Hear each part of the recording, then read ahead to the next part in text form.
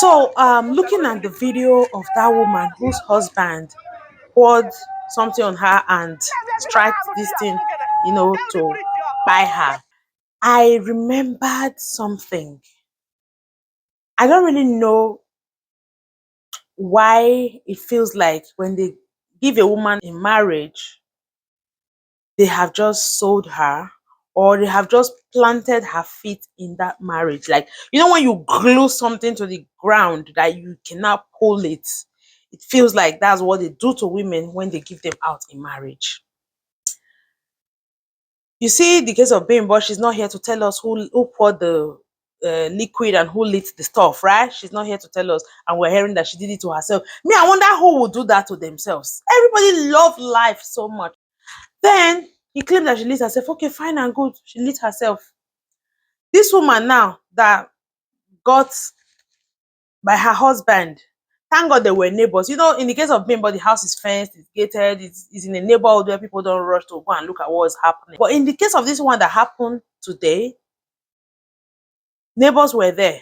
The man poured the liquid and lit the stuff, and when the woman was shouting that somebody was trying to use cloth to like pat her, maybe to quench if anyone is still remaining. This woman has kids.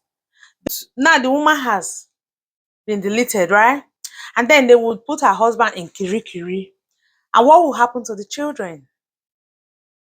They will either take them to the orphanage home or give them to a relative to care for, or rather split them amongst the relatives, possibly the woman's relative, to care for. And we know that people are not that nice.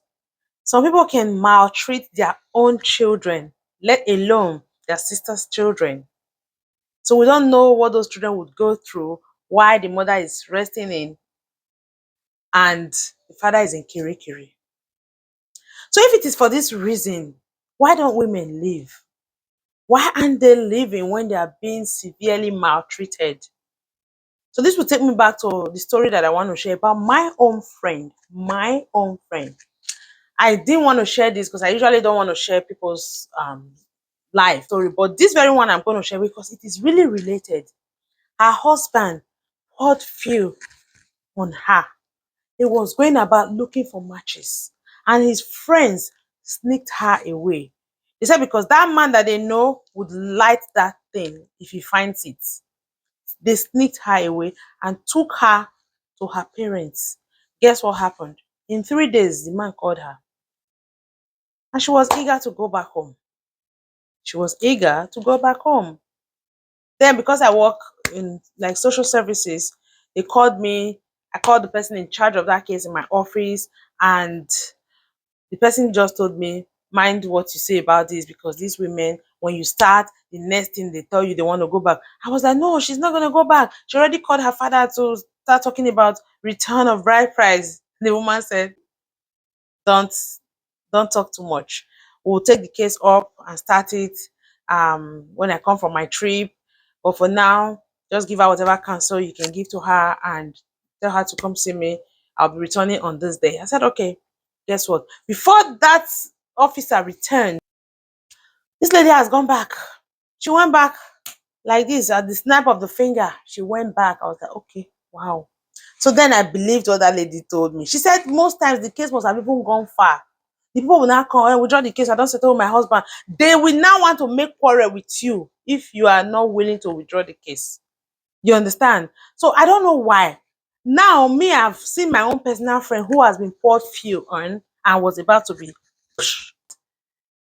Thank God for the intervention of the man's friends that rescued her. So this woman that it happened to today, life has ended. What do you call her? Osinachi, that they beat and until she died. She has ended. Bimbo, they did the same burning to her. She has ended.